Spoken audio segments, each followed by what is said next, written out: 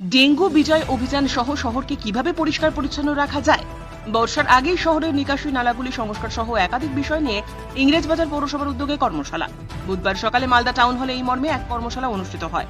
উপস্থিত ছিলেন ইংরেজবাজার পৌরসভার chairman Krishnendu Narayan Chowdhury, deputy CMOH Amitabha Mondal সহ অন্যান্য আধিকারিকেরা। মূলত ইংরেজবাজার পৌরসভার বিভিন্ন ওয়ার্ডের কাউন্সিলর, সুপারভাইজার, নির্মল সহায়ক এবং জমাদারদের নিয়ে অনুষ্ঠিত হয় এই কর্মশালা। উল্লেখ্য, এই মুহূর্তে 193 জন এবং শহরে 12 জন ডেঙ্গু আক্রান্ত। তাই জমা জল যাতে কোথাও না থাকে সেই জন্য কি কি করণীয় এই কর্মশালায় তা বিস্তারিতভাবে তুলে ধরা হয়।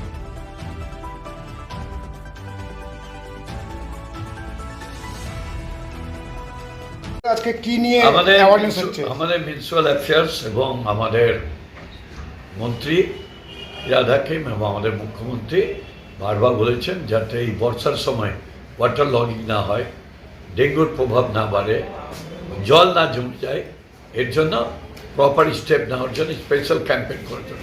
এই জন্য আমরা নির্মল সাথী, নির্মল বন্ধু এবং জমাদার প্লাস অ্যাসিস্ট্যান্ট যে কনজারভেন্সি ইন্সপেক্টর আছে তাদের নিয়ে আমরা মিটিং করছি, প্লাস আমাদের অনারেবল কাউন্সিলর যারা আছেন তারা মিটিং করবো, তাদেরকে একদম স্টেট যে কীভাবে কাজগুলো করতে হবে, সেবা কোনো প্রবলেম পড়লে সেটা আমাদেরকে জানাবে, আমরা তা সর্ট আউট করবো।